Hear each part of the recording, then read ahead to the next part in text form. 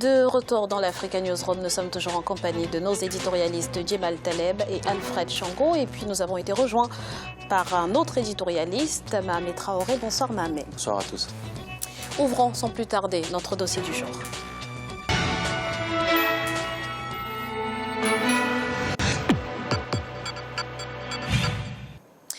Dans quelques semaines, le 19 novembre 2016 plus précisément, le Cameroun accueillera pour la première fois la Coupe d'Afrique des Nations féminines de football. Et alors que les Lionnes indomptables multiplient les stages de préparation, le comité d'organisation s'empresse de rattraper les retards accusés. État des lieux dans ce reportage de notre correspondante Viviane Baoken. Du 19 novembre au 3 décembre 2016, la République du Cameroun organise la Coupe d'Afrique des Nations de football féminine. Un rendez-vous important que le pays ne peut pas louper. Les chantiers des stades sont presque achevés. À Limbé, au stade Omnisport de Fandena et au stade militaire de Ngouaikele, on veut tenir les délais. Les commissions techniques mises en place ne ménagent aucun effort. Les villes de Yaoundé au centre et Limbé dans la région du sud-ouest seront les hôtes de la 10e édition de la Coupe d'Afrique des Nations de football féminin. Dans la capitale, les préparatifs s'accélèrent. Il faut rattraper le temps perdu afin d'être prêt dans les délais. Le comité d'organisation de ce grand rendez-vous sportif qui a pris ses quartiers depuis quelques mois au Palais des Sports de Yaoundé rassure. Nous sommes prêts, comme nous l'avions dit lors du passage de la CAF. Et nous continuons à peaufiner les différents préparatifs relatifs à l'événement. Vous donner ça en termes d'échelle serait pas adéquat, mais je pourrais vous dire que nous sommes, si nous avions une échelle de 0 à 100, disons que nous sommes déjà à 98% de préparation. L'organisation proprement dite est assurée par un ensemble de commissions techniques. Elles sont 14 au total. Leur principal rôle, élaborer les plans d'action et mettre en œuvre les directives du comité d'organisation dans leurs domaines respectifs. Les commissions techniques qui ont été créées travaillent, mais sous la coordination de la direction du tournoi que nous incarnons. Cela fait donc que rien ne pourrait se faire sans la direction du tournoi et sans les commissions techniques. Mais nous le faisons toujours en respectant le cahier des charges de la CAF. Quelques semaines avant le début de la compétition, les regards sont posés sur les infrastructures sportives avec les stades qui devront accueillir les rencontres. Deux principaux stades sont retenus pour accueillir les rencontres, notamment le stade Omnisport de Yaoundé dont les travaux sont en cours d'achèvement et le stade de Limbé déjà réceptionné. Les stades annexes et militaires qui serviront d'espace d'entraînement, eux aussi font leur dernière toilette. On peut également estimer que le Cameroun est prêt. Le gros de l'infrastructure qui était le stade Omnisport de Yaoundé est quasiment achevé. C'est vraiment les derniers travaux de finition. Ces annexes 1 et 2 ainsi que le stade militaire aussi. À Limbé, le stade Omnisport est complètement achevé. Il manque peut-être la toiture. Et heureusement, on m'a rassuré, il y a 2-3 jours, j'étais de ce côté-là, que l'infrastructure sera également prête. Le Centenary Stadium également est prêt. Donc je crois que le Cameroun, au niveau des infrastructures sportives et hôtelières, oui, peut s'estimer prêt pour abriter une Coupe d'Afrique des Nations. Il y a 4 entreprises au stade militaire et 5 entreprises au stade annexe. Dans 4 entreprises, il y a un certain pourcentage pour chaque entreprise. Donc, si je prends l'exemple du génie civil, nous ne sommes pas en retard. Par contre, il y a d'autres entreprises qui sont en retard. Il faut dire pourquoi. Les autres entreprises, parce qu'il y a des travaux qui sont tributaires du génie civil. Par exemple, je prends l'exemple de l'éclairage, de l'audiovisuel, l'afficheur, tout ça. On ne peut pas les installer tant qu'on n'a pas fini le génie civil. Donc, on ne peut pas dire qu'ils sont en retard. Mais il y a une contrainte qui l'empêche de faire ça. Mais de toutes les façons, pour ces entreprises-là, ils ont fait la commande et on attend la livraison. Toujours dans le cadre de la préparation de la CAN féminine de football, une mission de la Confédération africaine de football a séjourné au Cameroun du 25 juillet au 1er août 2016. Entre autres missions de leur visite de contrôle, les infrastructures hôtelières qui devront abriter les délégations internationales et nationales. Au niveau des hôtels également, il faut quand même dire que les hôtels annoncés pour sélectionner pour cet événement, c'est des hôtels quand même conformes aux normes exigées par la Confédération africaine de football. Donc aujourd'hui, la mission qui se trouve à Yaoundé n'aura qu'à vérifier, d'ailleurs c'est ce qu'on fait sur le terrain actuellement, n'aura qu'à vérifier et valider, puisque vous savez, la CAN féminine, Cameroun 2016, c'est le passage pour une grande CAN majeure qui s'annonce en 2019. Donc il faut à tout prix passer cette CAN. Et je dis, les autorités camerounaises, les autorités sportives sont justement en train de passer l'épreuve, notamment avec cette CAN 2016 qui sera certainement organisée en novembre prochain. Outre le beau paysage qu'offrent les infrastructures sportives et hôtelières, certains observateurs restent sceptiques sur les infrastructures de transport qui, eux, n'ont pas connu de grandes améliorations. La Coupe d'Afrique des Nations, ce n'est pas que les infrastructures sportives et hôtelières. Il y a aussi les routes. Ça fait défaut au Cameroun. Lorsque vous partez de Douala pour la ville de Limbé, qui est à moins de 70 km, vous vous rendez compte qu'il y a un nombre impressionnant de trous, je n'ai pas envie de dire des nids de poules ou des nids d'éléphants, mais en tout cas des trous béants sur la chaussée qui ne donnent pas fière allure pour un pays qui va abriter la Coupe d'Afrique des Nations. Et pour moi, le plus gros problème en ce moment, c'est le transport international.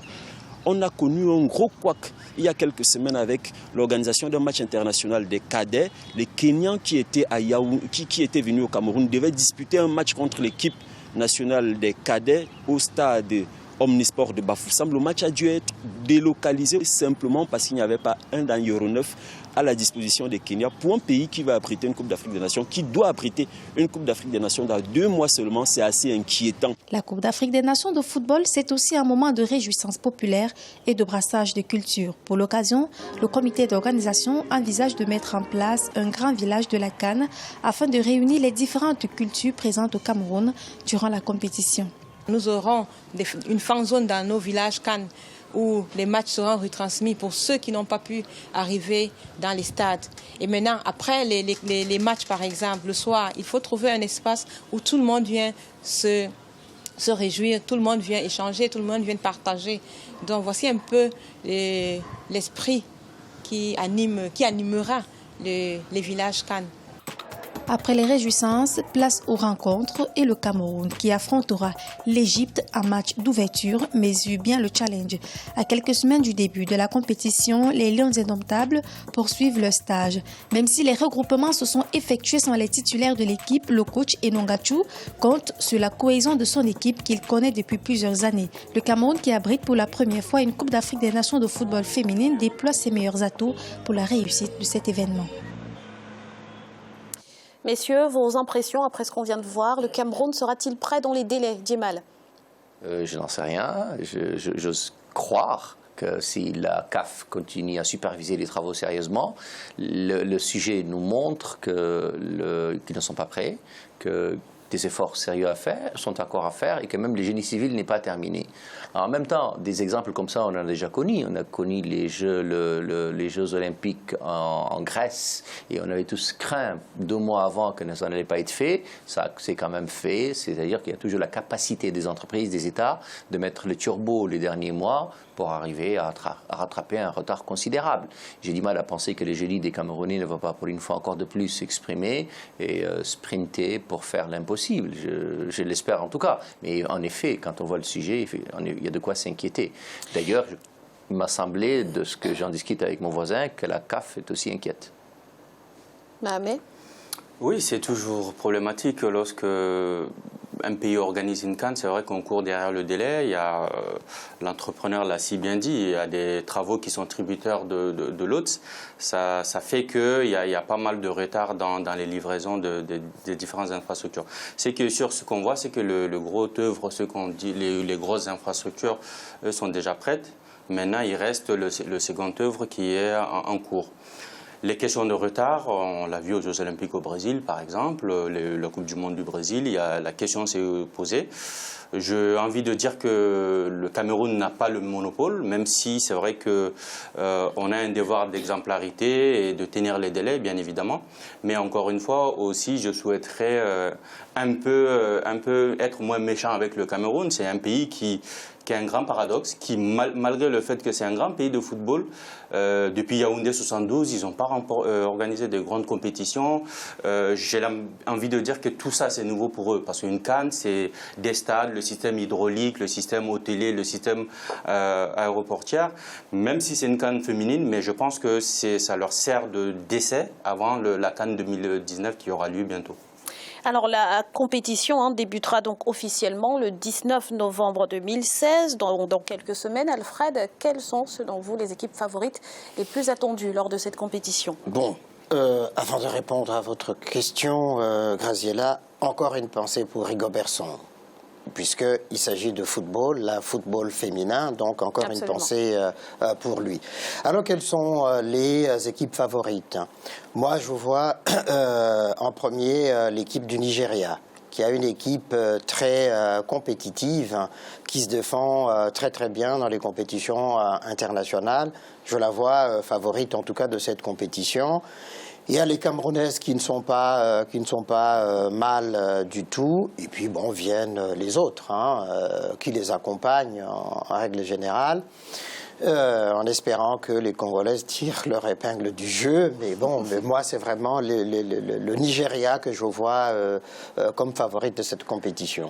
Vous partagez ce point de vue, Mohamed? Oui, alors les deux favoris qu'il a cités, bien évidemment, mais il ne faut pas oublier le Ghana aussi, qui a un football assez dynamique.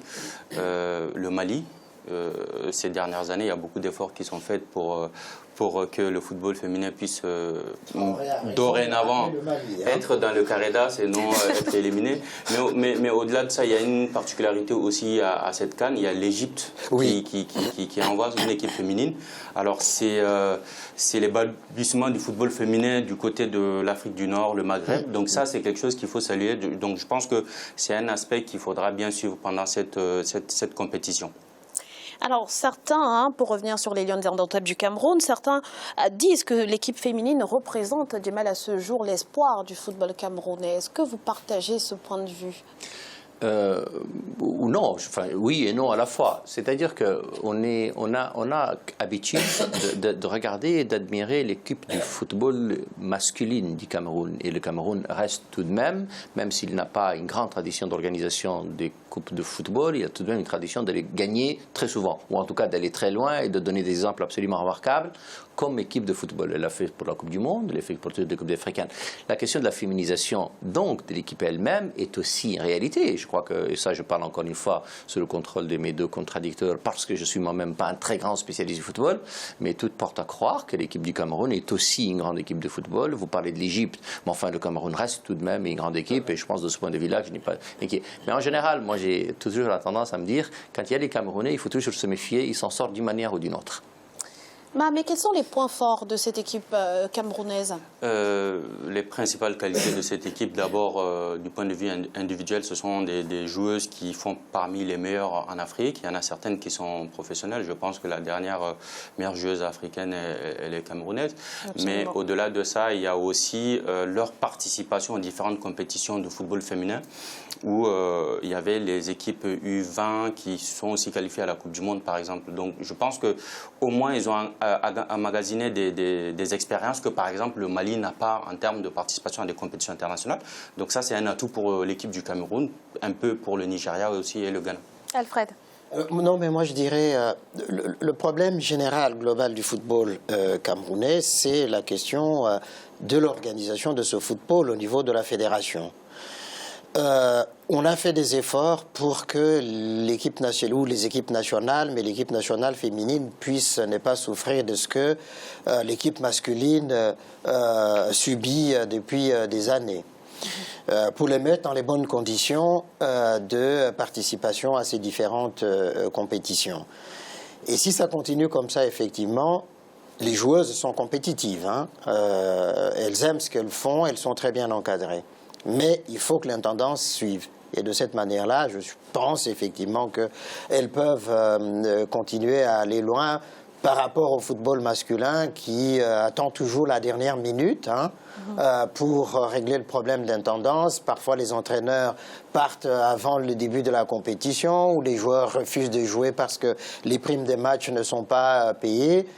On essaie d'éviter tout cela, ce stress-là aux joueuses. Jamal. Non, il y a une chose qui est extraordinaire, mais ma remarque s'adresse plus à Mohamed.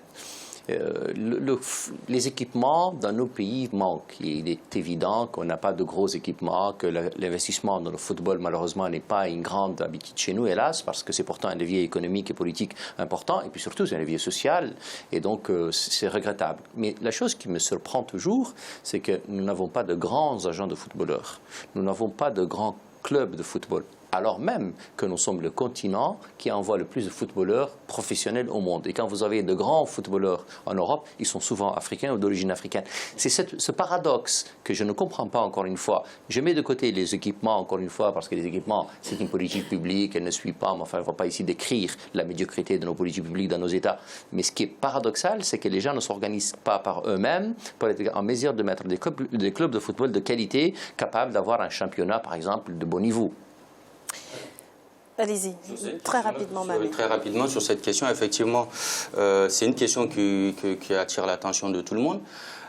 Mais ce qu'on ne doit pas oublier aussi, le football comme n'importe quel autre secteur d'activité, c'est qu'elle est intégrée à la mondialisation. Ce qui fait qu'aujourd'hui, les lois, les règles font qu'aujourd'hui, les meilleurs partent très tôt, très rapidement. Et même les royalties que les clubs doivent avoir en matière de formation pour pouvoir réinvestir dans leur club, très généralement, ils ne les ont pas parce que les joueurs ne sont pas restés suffisamment longtemps pour pouvoir être monnayables de façon assez conséquente. Et d'un autre part aussi, il faut dire politiquement aussi, voilà, on a plus ou moins utilisé le football comme étant quelque chose qui permet à bâtir son assise politique, mais aussi pour museler les gens. Merci Mohamed pour toutes ces précisions. Voici un rappel des titres qui ont été développés en début d'émission. Les Marocains sont appelés aux urnes ce vendredi 7 octobre 2016 pour les élections législatives. 7000 candidats sont en lice. Et puis le gouvernement ougandais a annoncé ce mercredi le retrait de la candidature de Specioza Wandira Kazibwe à l'élection du président de la Commission de l'Union africaine. Nous allons à présent marquer une nouvelle pause. Ne bougez pas, on se retrouve dans quelques instants pour la suite de l'Africa Newsroom. À tout de suite.